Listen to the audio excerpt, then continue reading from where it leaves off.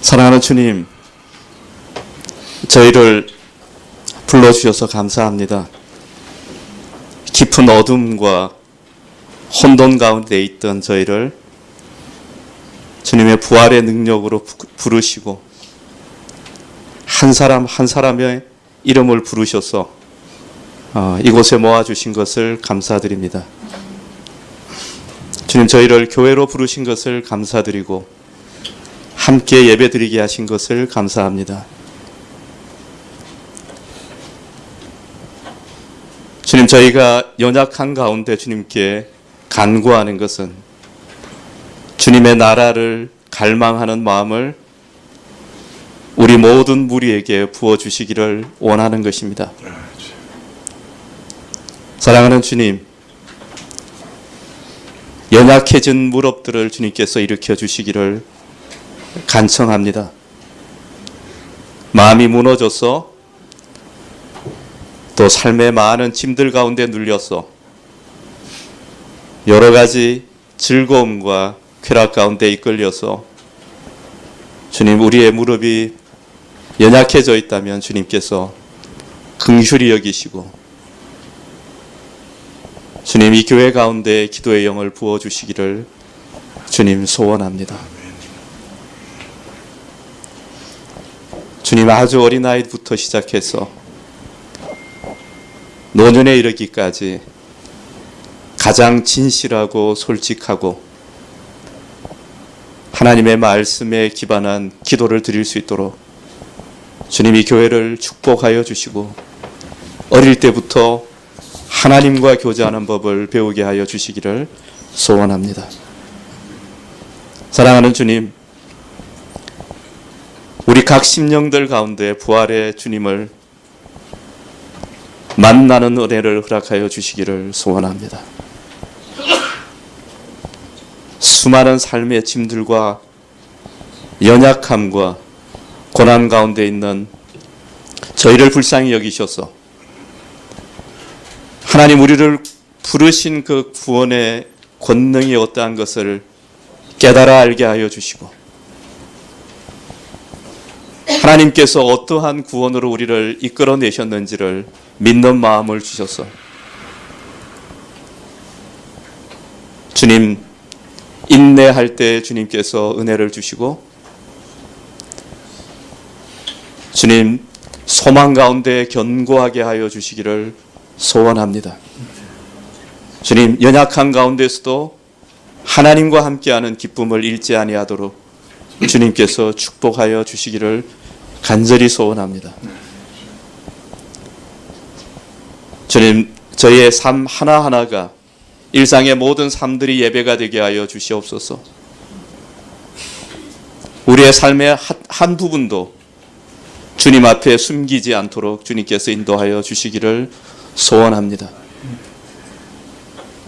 주님, 일터에서 학업의 터전에서 삶의 모든 자리에서 주님을 만나게 하여 주시고 우리의 삶이 주님 앞에 드리는 거룩한 산제사가 되게 하여 주시기를 소원합니다. 사랑하는 주님, 주님께서 세우신 성가교회가 견고하고 복된 믿음의 여행을 하는 그런 교회가 되게 하여 주시기를 소원합니다. 주님, 우리의 자녀들이 더 견고한 믿음의 터 위에 서게 하여 주옵소서. 주님, 우리의 자녀들이 우리보다 더 많은 지혜를 갖는 자들이 되게 하여 주시고 우리의 자녀들이 주님을 더 사랑하는 자들이 되게 하여 주시기를 소원합니다.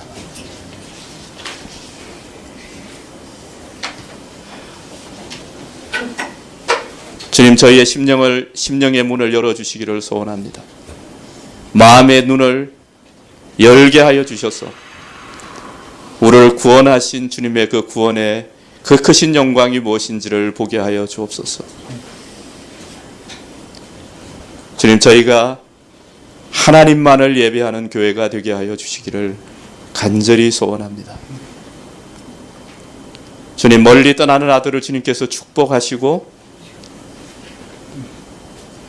연약한 가운데 있는 교회 모든 식구들을 주님께서 축복하여 주옵소서.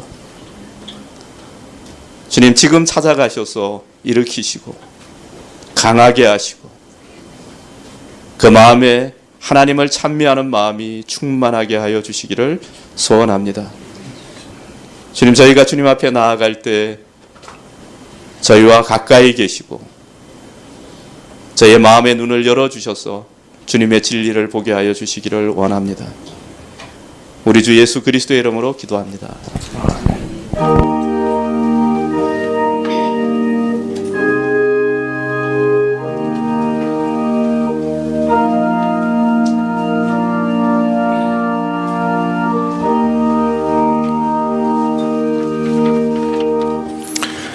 말씀은 디모데후서 4장 6절부터 8절까지 말씀입니다. 디모데후서 4장 6절부터 8절, 신약 346쪽입니다. 디모데후서 4장 6절부터 8절까지입니다.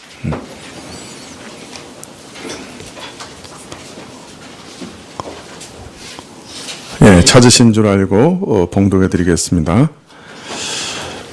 관제와 같이 벌써 내가 부음이 되고 나의 떠날 기약이 가까웠도다. 내가 선한 싸움을 싸우고 나의 달려갈 길을 마치고 믿음을 지켰으니 이제 후로는 나를 위하여 의의 면류관이 예비되었으므로 주 곧 의로운 재판장이 그날에 내게 주실 것이니 내게만 아니라 주의 나타나심을 사모하는 모든 자에게니라.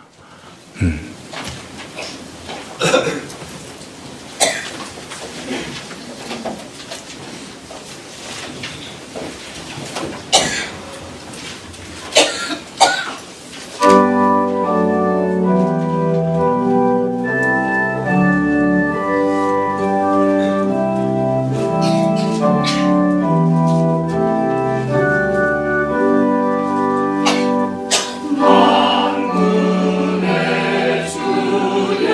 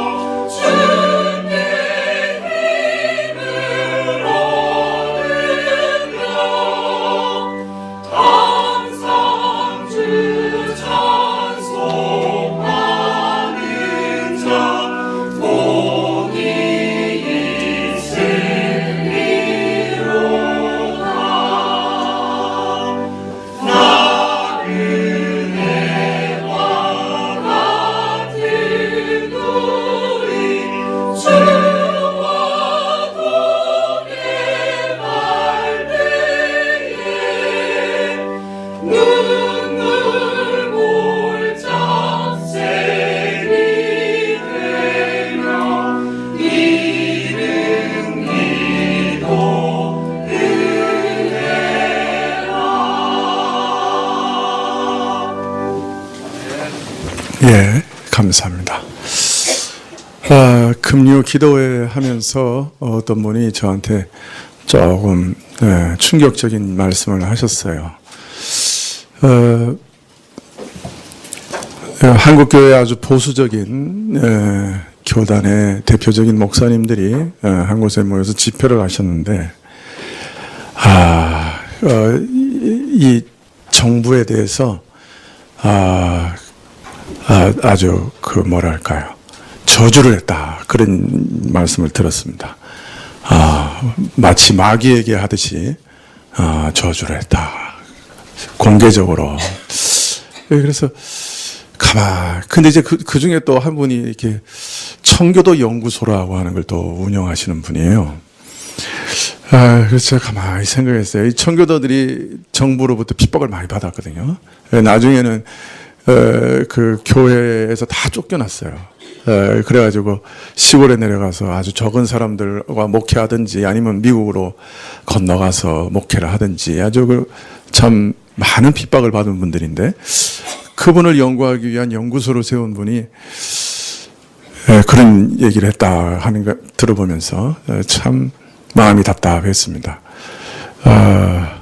청교도들이 자기들을 교회에서 그러니까 목사였지 다. 그 목사들을 목회하지 못하도록 다 이렇게 정부가 교회에서 쫓아냈는데, 그런 일을 당할 때 그 목사들이 정부를 마귀야 물러가라 그랬을까요? 망할지어다 하고 저주했을까요? 결코 그렇지 않았을 거예요. 오히려 하나님께 간절히 기도하고 축복했겠죠. 원수도 사랑하라고 하셨는데 어떻게 그럴 수 있겠어요? 그 말씀을 들으면서 이 한국 교회가 지금 참 큰일 났구나, 그런 생각이 들었어요. 저도 그 가운데 한 사람이니 저도 참 회개할 것을 회개하고 또 경각심을 가져야 되겠지만,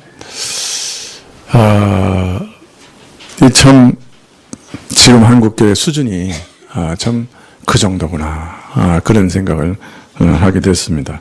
사실은 상상도 할 수 없는 얘기들이죠. 그런 수준이죠. 그런데 이런 일이 오늘 한국교회만 있었던 건 아닌 것 같아요. 바울이 디모데에게 편지하면서 예언하고 있죠. 시대들이 올 거다. 교회마다 이런 시대들이 계속 일어날 거다. 사람들이 교인인데 하나님을 사랑하는 것이 아니고 자기를 사랑하고 돈을 사랑하고 교만하고, 교인인데 그런 사람들이 교회 안에 많이 일어날 거다.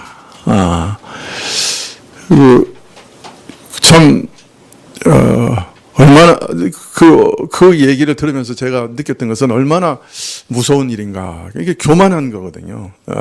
마치 자기가 아무나 저주할 수 있는 것처럼. 근데 문제는 까닭 없는 저주, 잘못된 저주는 다 자기에게 돌아온다 그랬어요. 그거 다 한국교회로 돌아올 거 아니에요. 얼마나 무서운 일이에요.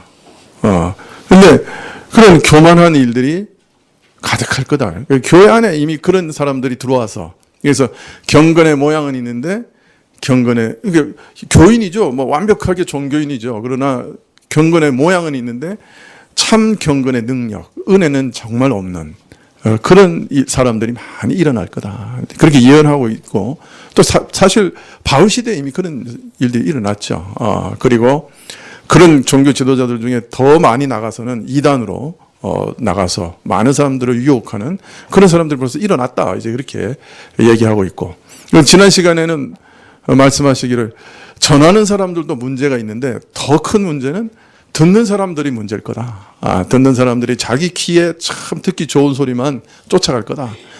그 귀가 간지러워서 그 간지러운 귀를 살살 긁어주는 그런 얘기를 해주는 사람들을 쫓아갈 거다. 그래서 그런 사람들한테 아주 구름같이 사람이 몰려들 거다. 그렇게 예언하고 계시잖아요. 그죠? 그래서 전하는 사람도 교회 안에서 문제고, 더하여 나가서 듣는 사람들도 문제고, 이제 그런 상황에서 그러면 너 복음을 전하는 디모데는 어떻게 해야 되냐? 때를 얻든지 못 얻든지 말씀을 전파하라. 그 어떤 상황에도 상관하지 말고 말씀을 전파하라. 이제 그렇게 말씀하고 있습니다. 근데 이게 쉬운 일이 아니에요. 어제 금요일 날 그 말씀을 들으니까 제가 막 맥이 쫙 빠지는 것 같더라고요. 이래가지고 우리 젊은 사람들한테 복음이 전해지겠나. 그 젊은 사람들한테 가서 이게 전도지 줄 용기가 안 나는 거예요. 이거 줬다가 무슨 티박을 받을까? 당신들이나 똑바로 하시오. 그런 소리를 듣게 될 것인데, 그냥 가도 보통은 이제 막 그 냉소적으로 대해서 아주 수모를 당하는데, 이제는 그 전도지 가서 그 줬다가는 아주 그냥 그 무슨 이상한 집단, 정신 이상자 집단, 거기서 온 사람들처럼 그렇게 보지 않겠는가. 맥이 그냥 뚝 빠지는 거예요, 마음에. 그래, 하여튼, 성경에는 그 어떤 상황에도 때를 얻든지 못 얻든지 복음을 전파해야 된다. 그렇게, 권고하고 있어요. 바울 사도가 그걸 이미 알고 있었던 거죠. 교회 지도자들도 그냥 세상 사람들이 다 지도자가 된 거예요. 돈 좋아하고, 쾌락 좋아하고, 권력 좋아하고, 자기를 가장 사랑하고, 그런 사람들이 교회 지도자가 될 거를 바울 사도가 이미 알고 있었어요. 거기에다가 듣는 사람들도 그런 사람들이 얘기해주는 그 기 가려운 거 싹 긁어주는 것, 교회 오면 복 받는다, 잘 된다, 세상에서, 권세도 다 얻을 수 있다, 이런 얘기 이렇게 막 해주면 이거 좋잖아요. 저희 교회처럼 맨날 이상한 소리 하면 나는 우리 교인들이 어떻게 이 교회에서 견디는 줄 모르겠어요.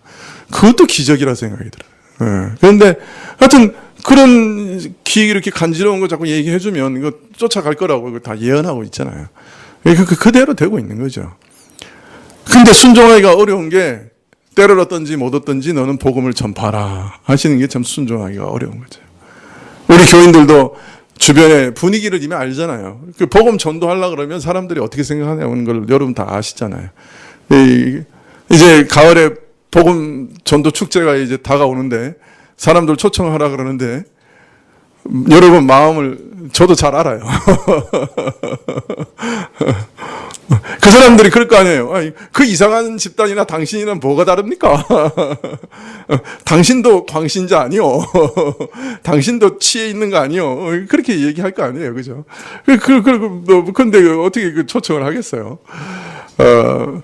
교회에서는 막 초청자 명단 써내라고 막 그러는데, 이거 써낼 사람이 있어야죠. 그죠? 다 이상하게 생각할 것 같아요. 그런데, 바울 사도는 뭐라 그랬어요? 때를 얻든지 못 얻든지, 그래도 복음을 전파하라. 그렇게 말씀하고 있습니다. 아마 오늘 같이 이 말씀이 우리에게 참, 도전을 주시는 말씀이 없을 것 같아요. 참, 오늘 같은 상황에서도 때를 얻든지 못 얻든지, 이 복음을 주변 사람들에게 전하라고 말씀하고 계시는 거죠. 우리가 이 말씀 앞에 도전을 받으시면 좋겠습니다. 목회자에게 얘기합니다. 내게 닥친 사정과 형편이 어떠하든지 거기 구애받지 말고 너는 오직 말씀을 전파하라. 심지어 사람들이 바른 가르침을 지겨워하며 견디지 못하고 자기가 원하는 말, 자기가 듣고 싶은 말을 쫓아서 진리에 돌이켜서 허탄한 얘기에 귀를 기울인 그런 시대들이 올 거지만, 그러나 그것에 흔들리지 말고 오직 깨어 근신하는 마음으로 좌로나 우로나 치우치지 말고 그런 유행 쫓아가지 말고 고난을 감수하며 전도자인의 직무를 감당하라. 그렇게 부탁하고 있습니다. 자, 이어서 이런 복음 전도자에게 약속된 그를 기다리는 궁극적인 위로와 소망에 대해서 오늘 말씀하고 있습니다. 6절에 관제와 같이 벌써 내가 부음이 되고 나의 떠날 기약이 가까웠다. 이렇게 얘기합니다. 내가 이미 관제와 같이 부어졌다. 그리고 나의 떠날 때가 가까웠다. 이렇게 얘기합니다.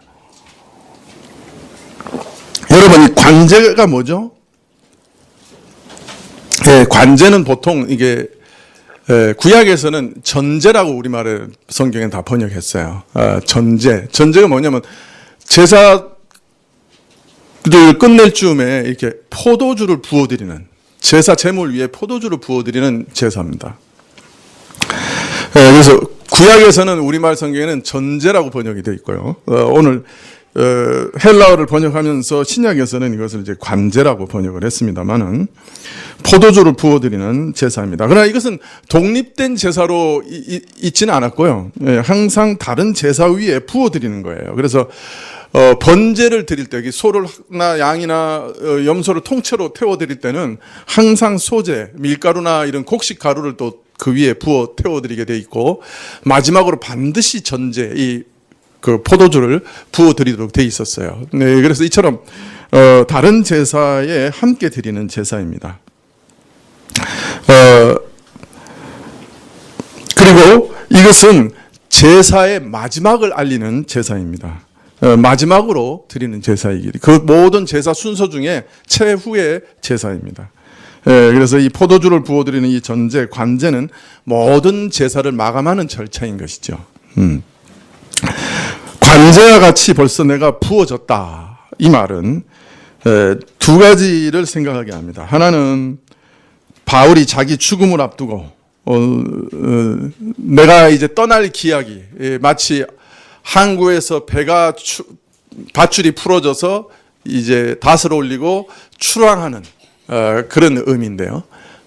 내가 어떤 면에서는 이제 이 땅을 버리고 영원한 천국의 항구로 향하여 출항하는 거예요. 그러니까 내가 그때가 이제 다다른 거예요. 내가 바른 말로 하면 이제 죽을 때가 됐다는 얘기죠. 이게 자기 죽음을 앞두고 내가 관제와 같이 부어졌다 이렇게 얘기합니다. 이 말은 우선 바울이 자신의 살아온 생애 자체를 어떻게 생각했는가? 자신의 삶은 마치 하나님께 드려진 향기로운 제사와 제물과 같은 것이었다. 이렇게 생각하고 있는 거예요. 참 아름답지 않습니까? 하나님이 이렇게 제사를 드릴 때, 제사의 냄새가 향기롭겠어요. 그런데 그 믿음으로 드리는 그 제사의 향기를 하나님께서 아름답게 여기시고 아주 즐겁게 흠양하신다고 그랬어요. 그러니까 다른 말로 말하면 이 바울의 삶을 보시면서 하나님께서 참 이게 아름답구나, 이게 참 선하구나, 향기롭구나 라고 생각하시는 그런 예물, 그런 제사처럼 여기실 그런 것으로 생각했다는 거예요. 그래서 자신의 삶이 온통 하나의 예배라 이렇게 생각했다는 거예요. 내 삶은 마지막 한 방울까지, 그 포도주를 부어드리는 마지막 한 방울까지 하나님께 드리는 제물이요, 하나님께 드리는 예배였다. 참 우리 삶이 이런 아름다운 그 예배면 얼마나 좋겠어요. 오늘 장로님이 기도하실 때 우리 삶을 산 제사로 드리게 해달라고 그렇게 기도하셨는데, 바로 그걸 바울이 그 로마서 12장 1절 2절에 그렇게 얘기하고 있잖아요. 그죠? 너희가 이 세대를 본받지 말고 마음을 새롭게 함으로 변화를 받아서 하나님께 드리는 향기로운 제사로 너희 자신을 드리라. 하나님께 온전히 드리라. 그렇게 말씀하고 있잖아요. 바울은 자기가 그 로마서에 명령한 그대로 자신의 삶을 이렇게 향기로운 제사로 드린 거예요. 자신의 삶이 모두 하나님께 드려지는 것이라고 생각하고 살았던 거예요. 복음을 위해 자기 자신을 온전히 마지막 한 방울까지 부어드린 것이죠. 교회를 핍박하고 참 믿는 자를 죽이고 옥에 가두고 하던 포행자가 은혜로 부르심을 받았습니다. 사막에서 갑자기 예수님 만났습니다. 신자가 되었습니다. 신자가 되었을 뿐 아니라 그리스도의 사도로 부르심을 받았습니다. 그 은혜에 감격한 사도는 오직 주를 위하여 온갖 수고와 목숨을 아끼지 않는 헌신으로 주를 섬겼습니다. 전적으로 자신을 하나님께 바쳤지요. 이것은 내가 하나님께 드리는 제사다. 나 자신은 하나님께 드려진 제물이요, 내 삶은 하나님께 온전히 드려진 예배와 같았다. 그렇게 얘기합니다. 무엇을 하든지 하나님을 의식했고 무엇을 하든지 하나님을 섬겼습니다. 예배였어요.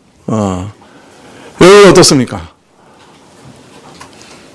우리 주부들 집에서 설거지 하실 때 하나님께 예배를 드리고 계십니까? 빨리 며느리 봐야지. 귀찮아 죽겠어. 안 그러면 우리 남편은 왜 식기 세척기 하나 안 사주는 거야? 이러고 하십니까? 아니면 이 아이하고 내 사랑하는 남편이 이 비눗물 먹으면 안 되지. 이렇게 하면서 이렇게 참 뽀득뽀득 씻고 있습니까? 여러분, 그러면서 하나님을 생각하고 하나님 이것을 기억하시고 내 사랑이 가족들에게 전달되게 해주십시오. 이런 마음으로 하는 거하고 너무나 다르죠. 그죠? 내가 왜 직장에서 열심히 일합니까? 내가 맡은 일을 다 완수하고 또 다른 사람의 일까지 도와주면서 그래서 하나님께 영광을 돌리고 또 사실은 이것을 통해 다른 사람을 섬기는데 그 섬기는 것이 사람을 섬기는 목적만 있는 것이 아니라 하나님도 이 일을 통해 섬겨야 되겠다. 그런 생각으로 하는 거죠. 그래서 자신의 삶은 예배였다. 이렇게 말씀하고 있는 것이죠. 또 바울은 이러한 삶이 마지막에 이르렀다 하는 것을 이 말씀을 통해 말씀하고 있습니다. 마지막으로 전제를 부어 제사를 마감하듯이 이제 자신이 그 마지막 제사까지 다 드렸어요. 이제 하나님을 섬김과 예배로 일관했던 그 생애가 이제 마감될 것을 또한 가리키고 있습니다. 이 말을 할 때 바울은 이미 자기가 죽을 것을 참수당에 죽을 것을 예감하고 있었습니다. 이렇게 사형을 당하기까지 걸어온 모든 길이 험난한 길이었지만 수없이 많은 고통과 마음에 무거운 짐을 진 삶이었지만 이제 그 많은 어려움을 겪고 나서 마지막에 사형을 당하게 되었지만 이 모든 삶은 하나님께 드리는 예배였고 나 자신을 하나님께 제물로 태워드리는 예배였다. 그렇게 바울은 말씀하고 있습니다. 우리가 우리 삶을 마감하면서 내 삶은 하나님께 드려진 것이었다. 하나님을 위한 삶이었다. 하나님께 드리는 예배로서 나는 항상 내 삶을 살았다. 이렇게만 말할 수 있다면 그가 무엇을 하든지 별 상관없을 거예요. 역사상 가장 하나님과 가까운 친교를 누렸을 것이라고 짐작이 되는 한 수도사가 있었는데 이 사람은 수도원에서 항상 하는 일이 설거지하는 일이었어요. 평생 설거지만 했어요. 근데 이 사람이 쓴 몇 통의 편지가 사람들에게 읽혀지면서 수많은 사람들이 그 편지로 인해서 감동을 받았어요. 그래서 지금까지도 아마 하나님께 가장 가까이 간 사람 중에 한 사람일 거다 이렇게 생각을 하는데 근데 그분은 평생 설거지만 했어요. 수도원에서. 그러면서 설거지하면서 기도하고 설거지하면서 하나님을 찬양하고 설거지하면서 자신의 삶을 하나님께 예배로 드린 사람이었어요. 그래서 가장 깊이 하나님께 교통하는 그런 사람이었어요. 우리가 사실 내 삶을 하나님께 예배로 드릴 수만 있다고 하면 그가 뭘 하는지 그것 자체는 그렇게 중요한 거 아니죠. 오직 그 질이 중요한 거죠. 내가 그것을 가지고 어떤 마음으로 그 일을 하는가. 그것이 중요한 것이죠. 바울은 계속해서 자신의 삶을 돌아보며 이렇게 고백합니다. 내가 선한 싸움을 싸우고 나의 달려갈 길을 마치고 믿음을 지켰으니. 자신의 생애를 돌이켜볼 때 선한 싸움을 다 싸웠고 달려갈 길을 마치고 믿음을 지킨 삶이었다 이렇게 말합니다. 먼저 자신의 삶은 선한 싸움이었다고 얘기하고 있는데요. 이 복음을 동분서주하면서 평생 동분서주하면서 복음을 전해온 그의 삶이 일종의 싸움이었다 이렇게 밝히고 있습니다. 여기서 싸움이라는 말은 이게 치고받고 전쟁하는 거 그걸 얘기하는 거 아니고요. 운동 경기에서 선수들이 경기장에서 경쟁하는 것, 씨름하는 것 또는 다른 사람보다 빨리 달리기 위해서 힘써 달리는 것 이런 것을 표현하는 말씀이에요. 선수들이 사력을 당해 상받기를 다투는 경기장에서 경쟁하는 그런 싸움을 지금 말씀하고 있는 것이죠. 자신의 생애는 상받기를 원에서 힘껏 달려가는 운동 경기장의 선수와 같았다. 이게 계속 그런 비유를 많이 하고 계시잖아요. 예. 그런데 이 경기는 육체적 힘이나 재주를 겨루는 그런 경기가 아니었어요. 선한 경기였어요. 여기서 선하다는 표현도 원래는 도덕적으로 선하다는 표현이 아니에요. 물론 그런 뜻도 포함되어 있지만 어떤 데서는 아름답다는 것에 더 가까워요. 그래서 자기 삶이 정말 아름다운 예배요 제사였다는 얘기예요. 하나님이 받으시기에 합당한 아름다운 제사였다는 말이죠. 그래서 싸움은 싸움이었는데 아름다운 싸움이었어요. 아름다운 싸움을 했다. 그렇게 얘기합니다. 다른 세상 사람들의 눈에는 어떻게 비칠지 모르지만 그 안에 담긴 내용이나 의미가 아주 고귀하고 아름다운 것이었다. 그렇게 자신의 삶이 아주 귀중한 가치가 있는 것이었다라고 고백하고 있습니다. 이런 싸움은 바울에게만 있는 것 아니죠. 사실 믿음 가운데 살려고 하는 신자들은 누구나 경험하는 것이죠. 왜 싸우게 됩니까? 구원받은 백성들이 살아가는 이 세상이 전쟁을 요구합니다. 그래서 신자로 살아가려면 그 순간부터 전쟁을 치릅니다. 세상은 우리가 순탄하게 믿음을 갖고 생활하도록 내버려 두지 않습니다. 세상은 우리가 믿음 생활을 할 수 있도록 도와주거나 뒷받침하거나 격려하지 않습니다. 결코 그렇지 않습니다. 오히려 반대합니다. 우리가 신앙생활을 잘 하려고 하면 이 세상에서 안락을 포기해야 될 수도 있고 돈 버는 걸 포기하기도 해야 될 수도 있습니다. 회사 생활을 하시는 분들은 이 싸움이 얼마나 거대한가 실감하실 겁니다. 세상은 굉장히 거칩니다. 그래서 우리는 세상에서 때로는 거짓말도 해야 되고 수많은 어둠의 일에 참여하는 것을 강요당하고 시달리기도 합니다. 특히 한국 남성들은 한국의 반문화에 동참하는 것에 따라 동료의식을 갖게 되기도 하고 인맥이 형성되기도 합니다. 심지어 진급이 결정되기도 합니다. 요사이는 약간 좀 나아진 것 같긴 하지만 글쎄요. 예. 학교에만 왕따가 있는 게 아니죠. 사회생활 하는 가운데서도 왕따 문화가 엄연히 존재합니다. 우리 삶 속에서 전투가 일어나고 있다고 하면 내가 정말 이 회사에서 이 참 힘겨운 싸움을 하고 있다. 그렇게 생각이 드시면 잘하고 있는 겁니다. 열심히 믿으려고 할수록 치열한 전쟁을 하게 됩니다.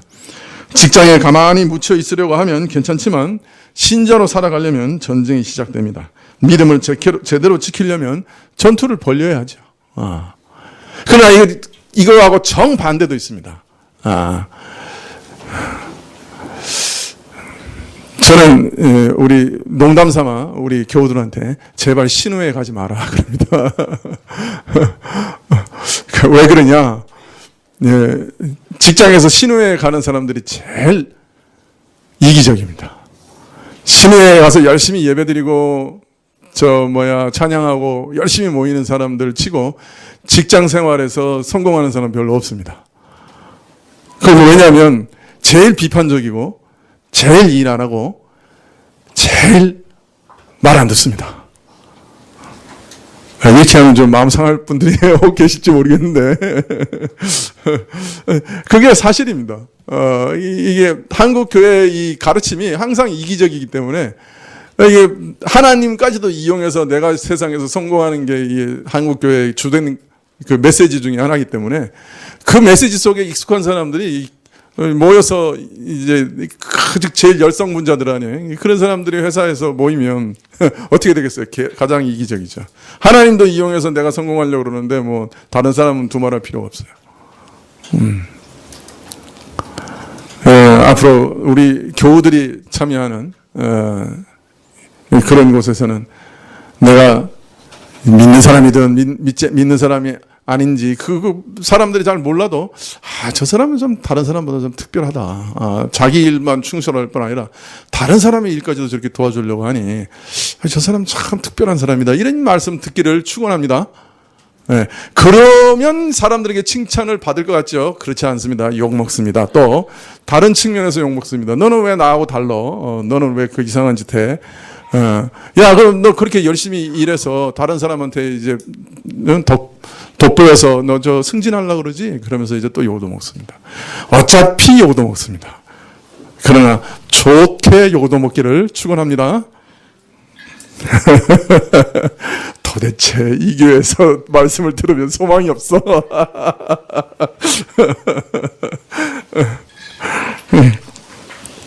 근데 사회에서만 싸우면 좋은데 사실 교회 안에서도 싸웁니다. 신앙의 길이 원래 좁은 길이에요. 그래서 세상 사람들하고 얘기할 때는 말이 통하지 않는데요. 믿는 사람하고 얘기할 때는 그래도 말이 통해야 될 거 아니에요. 근데 말이 안 통해요. 믿는 사람들 안에서도 이상한 사람들 됩니다.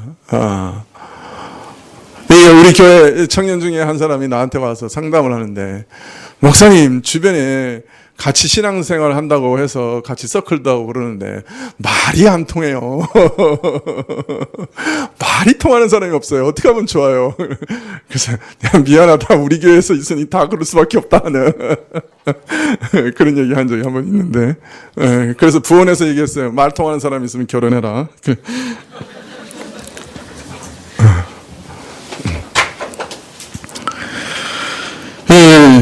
교회 안에서도 오해받습니다. 진짜 믿음의 길을 선택하면 같이 믿음 생활하는 사람들 사이에서 이해받지를 못합니다. 오해합니다. 왜 저렇게 믿어? 이게 왜 이렇게 유벌나? 그렇게 사람들이, 교회 사람들도 그렇게 생각합니다. 오해를 받습니다. 자, 세상에서도 전쟁이요. 교회 안에서도 오해를 받고. 근데 이처럼 바깥에서 일어나는 전쟁도 있지만 더 심각한 것은 신자 내면에서 일어나는 전쟁이죠. 오늘날 우리 문화는 참으로 음란하고 더럽습니다. 어떤 분이 그랬어요. 오늘 같은 시대에 영적인 성교를 지키는 자는 하늘에서 상이 정말 클 거다.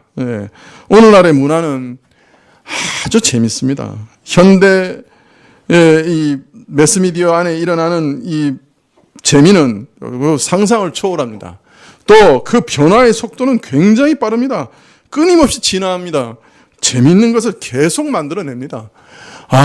제가 고등학교 때 뭐 재밌던 영화를 한번 본 적이 있는데요. 한 15분 보다 껐어요. 이게 그냥 속도, 뭐 색감, 뭐 배경, 이건 볼 가치가 없는 거야. 요사이 이거 뭐 얼마나 이게 잘 만들어내는지 몰라요. 그 화려한 색감에 그냥 우리 거기 중독돼 있어요. 그렇기 때문에 이 문화가 굉장히 강문화입니다. 엄청난 강세입니다. 그리고 이것이 욕망을 아주 강하게 부추깁니다. 세상 문화는 타오르는 화산같이 우리 안에 욕망을 타오르게 합니다. 우리는 이런 세상 문화, 그 문화가 부추기는 욕망과 부단히 싸워야 돼요. 우리 마음속에서 끊임없이 세상 문화가 우리 속에서 아주 강한 욕망을 불러일으켜요. 그것과 싸우는 것도 참 지칠만 하죠. 근데 더하여 신앙생활을 잘하는 분들 안에만 일어나는 또 다른 싸움이 있어요. 기도, 말씀, 예배 자리를 잘 지켜나가는데 이런 분들에게 또 다른 싸움이 있어요. 그건 뭐예요? 기도하고 열심히 말씀 보고 예배 잘 드리는데 아무 일도 일어나지 않아요. 아니, 기도하고 말씀 보고 예배 드릴 때마다 뭐 특별한 일이 일어난다면, 날마다 신비한 기적이 일어나거나 짜릿짜릿한 일이 일어난다고 하면 신앙생활 하는데 힘들지 않을 거예요. 은혜가 그냥 폭포수처럼 쏟아지고 하나님의 사랑이 그냥 내 마음을 확 감동시키고 이러면 누구나 신앙생활 잘할 거예요. 그러나 이런 은혜 자리에 지속적으로 나가도 아무 일도 일어나질 않는 거예요. 밋밋하고 별일 없는 것 같고 평범한 일상은 계속되고 말씀대로 살아가는데 기적은 고사하고 오히려 더 어려운 일들이 막 일어나는 거예요. 하던 일이 막히고 실패하고 좌절하고. 그래서 싸워야 하는 거예요. 아무 특별한 일이 없어도, 아니 하나님이 돕지 않으시고 실패하고 좌절하고 어려운 일들이 닥쳐도 그럼에도 불구하고 그 길을 묵묵히 계속 달려가는 신앙의 경주가 필요한 거예요. 이게 우리 시험이에요. 세상에 나가도 싸워야죠. 교회 안에도 어떤 경우에는 싸워야 되죠. 자기 내면 안에서 싸워야 되죠. 그리고 경건한 삶을 유지하기 위해서는 엄청난 싸움이 필요해요. 참 낭망하기 쉬워요. 한 번에 영적 순교는 할 수 있을지 모르지만 하나님 말씀 앞에서 매일매일 순종하면서 묵묵히 믿음을 지켜나가며 하나님 앞에 순종하는 그런 결단, 날마다의 결단, 자신이 날마다 죽는 경험들, 이것이 참 신앙에 쉽지 않은 싸움이죠. 남들이 알아주지 않고 박수 쳐주지 않아도 그 자리를 묵묵히 지키며 사는 삶이 순교적 삶이요 선한 경주입니다. 때로는 사람들이 비난하고 사람들이 손가락질하고 사람들이 폄하한다 할지라도 하나님 앞에서 결단한 그 자리를 굳세게 지켜 나아갈 때 그것이 바로 선한 경주입니다. 선한 일을 행하고 믿음을 지킬 때 하늘에서 선물 보따리가 떨어지면 얼마나 좋겠습니까? 그런데 그런 일 없습니다. 도리어 자신의 보따리를 내어놓아야 될 때 잃어버릴 때가 많습니다. 그래서 우리는 그 길을 가는 것이 선한 경주라고 말하는 겁니다. 사명을 감당할 때 사람들이 알아주거나 박수 쳐주는 게 아닙니다. 자신이 수고한 만큼 성과가 주어지지 않을 때도 참 많습니다. 마치 밑빠진 독에 물을 붓는 것 같을 수도 있습니다. 믿음의 삶은 그렇습니다. 언제나 미치는 것 같습니다. 언제나 손해보는 것 같습니다. 늘 억울합니다. 그런데 계속 그 길을 가는 것, 그것을 선한 경주라고 부릅니다. 이 땅에서는 우리의 승부가 결론나지 않을 줄 알고 우리의 결론은 하늘에 있다는 것을 믿고 달려가는 것이죠.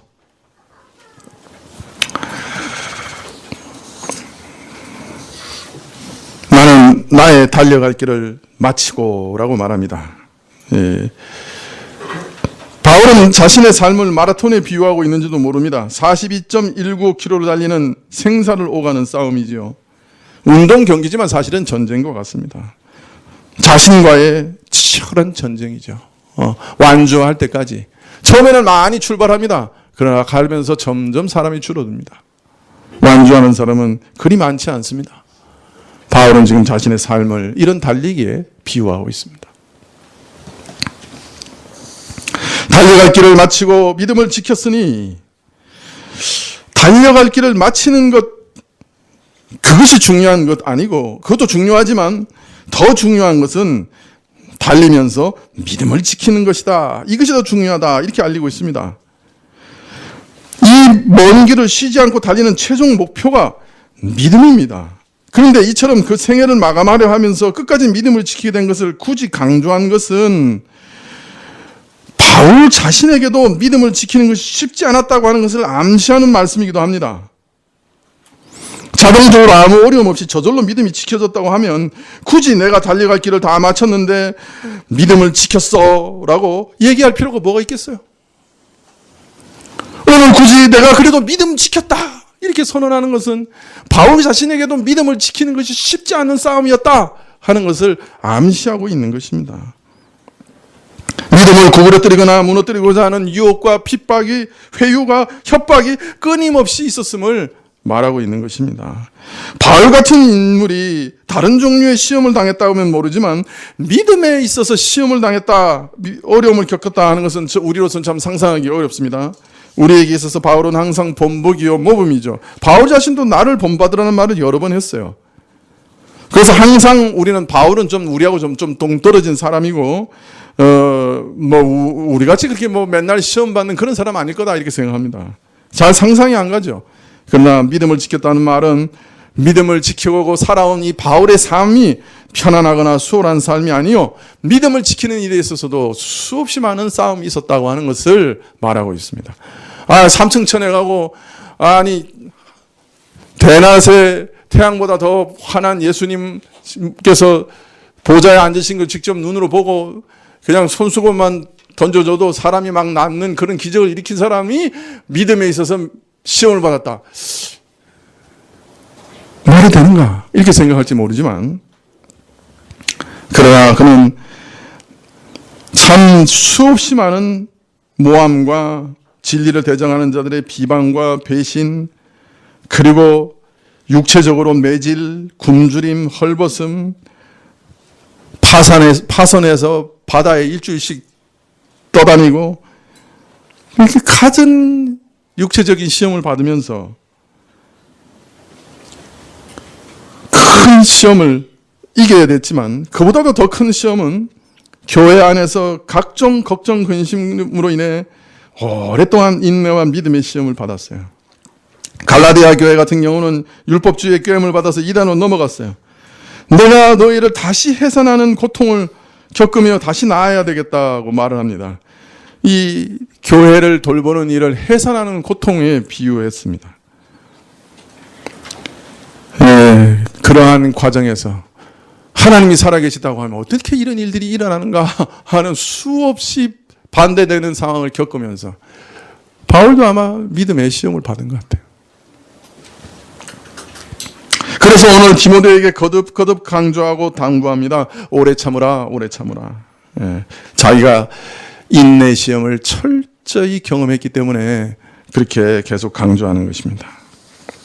바울 같은 분이 믿음의 시험을 당했다고 하면 우리는 더 말할 필요가 없습니다. 한때 뜨거웠던 신앙의 사람들이 그만 식어져서 기본적인 신앙생활조차도 유지하지 못하는 걸 종종 보게 됩니다. 한때는 불의 사자였는데 다 식어버렸습니다. 이 땅의 운동 경기도 어제의 챔피언이 오늘의 챔피언이 항상 될 수는 없는 것처럼 우리는 지난 관록으로 오늘의 신앙생활을 할 수 없습니다. 우리는 매일 신앙의 타이틀 매치를 해야 합니다. 늘 기도하던 분이 기도의 온도를 늘 유지하는 것은 쉽지 않습니다. 기도의 열기를 유지하려고 하면 영적 싸움을 치러야 합니다. 가만히 있는데 유지되는 일은 없습니다. 굉장히 많은 에너지가 필요합니다. 자신에게 찾아오는 갈등과 유혹을 이겨내야 됩니다. 마귀는 항상 우리에게 얘기합니다. 야, 쉬운 길로 가, 쉬운 길로 가. 뭘 그 아침에 그리 일찍 일어나가지고 나가서 기도하고 그러냐. 쉬운 길로 가라. 좀 더 자라. 편안하게 해라. 뭘 그렇게 무릎을 꿇고 기도하냐. 누워서 기도해라.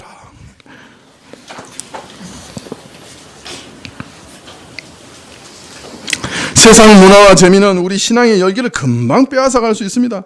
이 세상의 문화에 젖어서 살다 보면 그런 대로 살만해요. 처음에는 어렵게 여기지만 나중에는 우리 본성에 잘 들어맞고 재미가 있습니다. 우리 안에 있는 죄성이 이 세상에 얼마나 빨리 적응하고 정착하고 타협하는지 모릅니다. 또 사단은 우리로 하여금 죄를 짓게 부추기는 전문가입니다.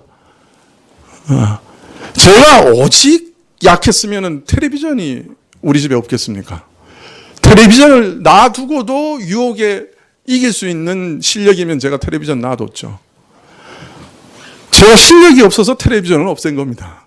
텔레비전을 오랫동안 없앴기 때문에 요새 조금 손해를 봅니다. 설교하는데 예화를 들 거리가 없어요.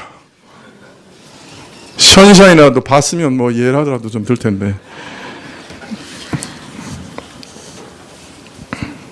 여러분, 어제의 신앙이 오늘 보장하는 거 아닙니다. 사람은 자신도 모르게 변합니다. 변하는 줄 알고 변하는 게 아니에요. 자신이 변하는 것을 자기 자신도 모릅니다.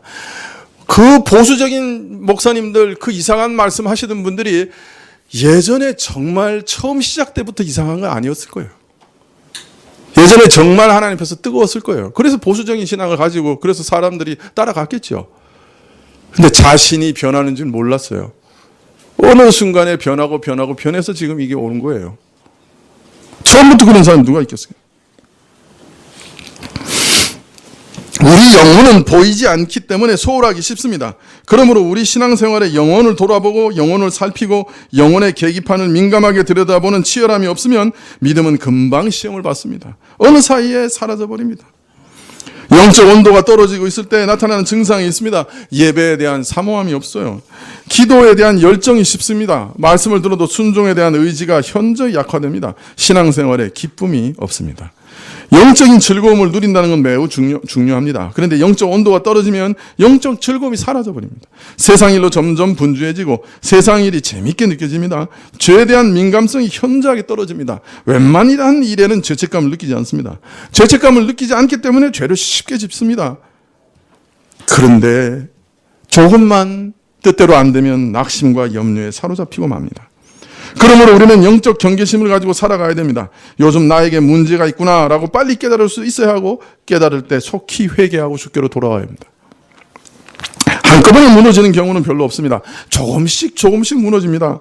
무너지고 있음을 알아차릴 때 영적 민감성이 있어야 합니다.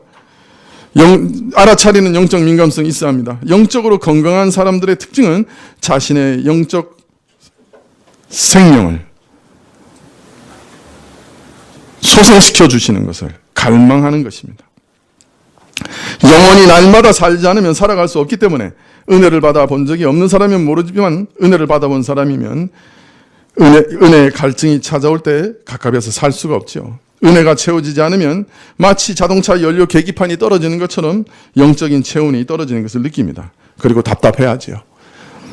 세상의 모든 것을 다 누려도 자신 안에 진정한 만족이 없기 때문에 이 은혜를 맛본 사람들에게 일어나는 증상은 갈망입니다. 여러분, 매일 아침 말씀을 묵상하고 하나님 앞에서 친밀한 기도를 할 수 있기를 바랍니다. 모든 일을 의지하며 시작하기를 바랍니다. 내 길을 여호와께 맡기라. 그러면 저가 이루시고 그랬어요. 모든 길을 맡기는 것, 모든 일을 의지하는 것, 그것이 믿음의 본질이에요. 영혼의 일에서부터 자신의 구원뿐만 아니라 이 땅의 모든 삶의 모든 순간순간을 하나님께 맡기십시오. 매일 주의 음성을 말씀을 통해 들으십시오.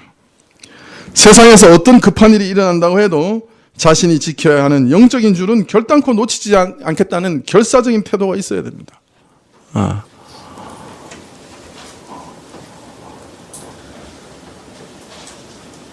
오늘 트럼프가 무슨 짓을 하는가 궁금증이 일어나시더라도 먼저 성경을 읽고 신문을 찾으시기를 바랍니다.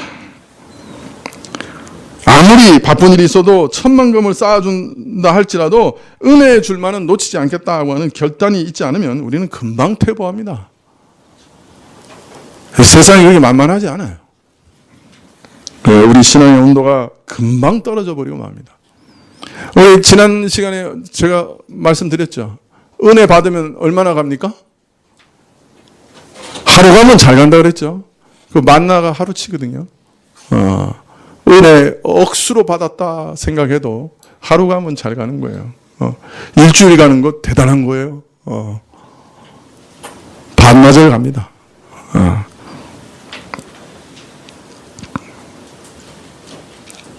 영적 둔감 상태, 영혼을 방치하는 일. 그래서 사단이 우리를 마음대로 끌고 다니고 노략질하도록 허락해서는 안 됩니다. 우리 삶에 찾아오는 모든 시험을 여러분 잘 이기시고 영적인 싸움을 끝까지 싸우시기를 바랍니다. 마지막으로 달려갈 길을 마쳤다 그렇게 말합니다. 이 영적 싸움에서 참으로 중요한 것은 마치는 일입니다. 그 길을 끝까지 포기하지 않고 마치는 길입니다. 신앙생활에는 거의 100의 99.9%인데 신앙생활에는 항상 건조한 사막 같은 건조기가 찾아옵니다. 그 이상해요. 아무리 신앙생활 열심히 하고 기도 열심히 하고 말씀 봐도 건조기가 찾아옵니다. 이건 또 막을 수가 없어요. 간간한 건조기가 늘 있습니다. 근데 문제는 어떤 사람은 거기 들어가서 40년씩 있는 사람들이 있어요. 그러면 안 되죠. 그러나 건조기가 있습니다. 그때 우리가 할 수 있는 것은 인내하는 겁니다.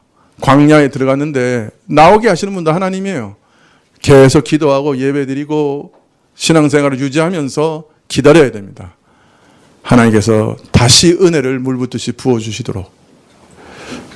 그때 중요한 것은 포기하지 않는 것입니다. 끝까지 가겠다. 내가 끝까지 간다. 그게 인내가 필요해요. 은혜가 없습니다. 모래를 씹는 것 같을 수 있습니다. 예배를 드리는데 참 힘듭니다. 그래도 끝까지 가는 거예요. 바울은 내가 달려갈 길을 마쳤다. 그 말을 하고 있습니다. 마쳐야 돼요, 우리는.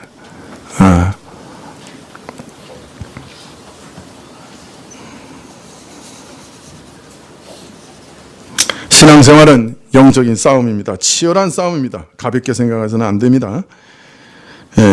바울은 오늘 본문 8절에서 이제 후로는 나를 위하여 의의 면류관이 예비되어 있다고 말하고 있습니다. 우리의 미래는 참 확실합니다. 우리는 미래의 소망을 바라보면서 오늘의 고통을 인내할 줄 아는 그런 신앙인이 되어야 합니다. 앞날을 바라보고 오늘을 참는 그런 자들이 되시기를 축원합니다. 성령께서 앞날의 영광을 열어 보여주시고 오늘 이 땅에서의 고난을 이길 용기를 주시기를 기도합니다. 기도하시겠습니다.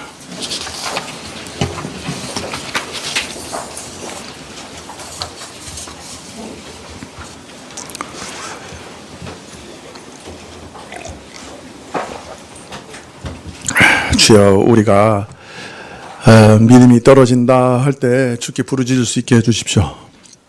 신앙의 열정과 온도가 떨어지는 것을 느끼면 하나님께 나아가 매달리게 해주십시오. 오랫동안 사막과 같은 건조함 속에 있다면 주님 참으로 시간을 내어 하나님께 나아가 부르짖게 해주십시오. 그리고 하나님께서 회복하실 때까지 인내하며 주를 기대하게 해주십시오.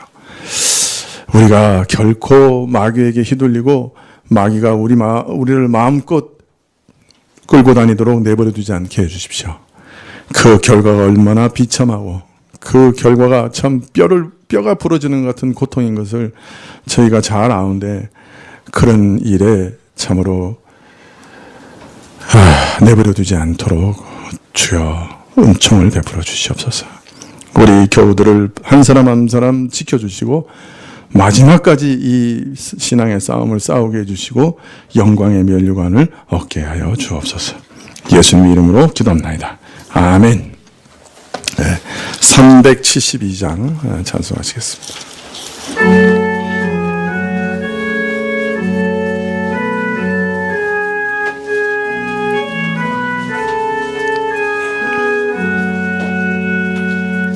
나 맡은 본분은 우주를 높이고 문 영원 구원 얻도록 잘 인도함이라.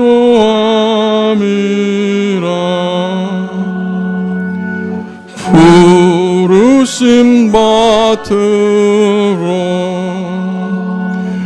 내 형제 섬기며 구주의 뜻을 따라서 내 정성 다하리. 주 앞에 모든 잘 행케 하시고 이후에 주를 배울 때 상 받게 하소서. 나 항상 깨어서 늘 기도드리며 내 믿음 변치 않도록 날 도와주소서.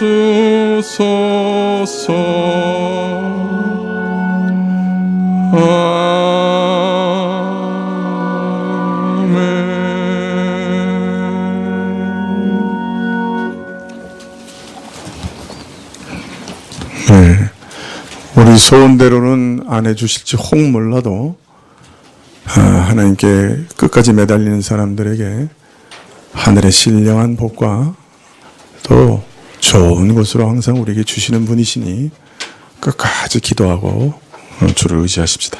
기도하시겠습니다.